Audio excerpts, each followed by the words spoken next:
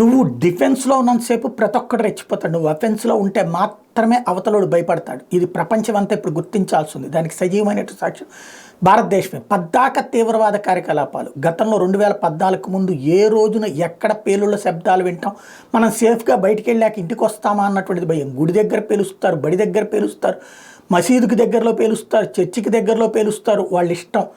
అడ్డు అదుపు లేనటువంటి విచ్చలవిడితనాన్ని ప్రదర్శిస్తూ వచ్చారు. కానీ ఇప్పుడు రివర్స్ అటాక్ అన్నటువంటిది భారతదేశం చేస్తే, ఎక్కడ చిన్న అటాక్ చేస్తే పాకిస్తాన్ లోపలికి వెళ్ళి అటాక్ చేసేటప్పటికి అఫెన్స్ స్టెప్లో, అంటే ఇంతవరకు డిఫెన్స్ స్టెప్పుల్లో ఉంటే కుదరలేదు, అఫెన్సివ్ స్టెప్తో ఒక్కసారిగా ఉలిక్కిపడి కంట్రోల్ అవుతుంది. ఈ 9.5 ఏళ్లలో ఒక్క 2 ఇన్సిడెంట్స్ మాత్రమే మేజర్ ఉన్నాయి. మిగతా వాటి ఎందుకు చేయలేకపోయారంటే భయపడి సచ్చారు. అంతకుముందు 500 దాకా సంఘటనలు చోటు చేసుకున్నాయి. ఇకపోతే ఇది ఎందుకు చెప్పాల్సి వస్తుందంటే, ఇప్పుడు హౌతీ తీవ్రవాదులు మొన్ననే మొట్టమొదటి వాణిజ్య నౌకల మీద దాడికి పాల్పడ్డారు. ఏదైతే ఇజ్రాయెల్ కోసం కానీ లేదా ఎక్సెప్ట్ రష్యా, చైనా, మిగతా వాణిజ్య నౌకలన్నిటి మీద దాడి చేస్తాం, అందరూ కలిసి ఇజ్రాయెల్ మీద ఒత్తిడి తెచ్చి తన చేత యుద్ధం ఆపించండి, లేకపోతే మీ అందరి వ్యాపారాలు స్తంభింపజేస్తాం, ప్రపంచపు వ్యాపారాలు నాశనం చేస్తామంటూ ప్రారంభించినటువంటి దాడి.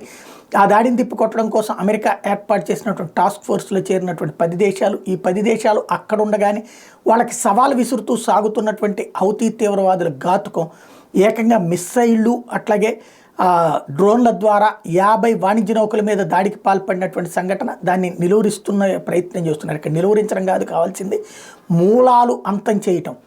భారతదేశంలోకి తీవ్రవాదం వస్తే పీఓకేకి వెళ్ళి అటాక్ చేసాం. భారతదేశంలో మరొక చోట సైన్యం మీద దాడి జరిగితే ఏకంగా కాశ్మీర్ లోపలికి వెళ్ళి కొట్టాం. అప్పుడు కానీ కంట్రోల్ కాదు. యెమెన్ మీద అందరూ కలిసి విరుచుకుపడి యెమెన్ మొత్తాన్ని బూడిద చెయ్యకపోతే ప్రజలు చస్తారు, లేకపోతే ఆ దేశంలో పశువులు చస్తాయి అనుకుంటే అసలు తీవ్రవాది అనే పశువుని పట్టించుకోకూడదు, మొత్తం బూడిద చేసి వదిలిపెట్టాలి, లేకపోతే అత్యంత ప్రమాదకరం ప్రపంచానికి.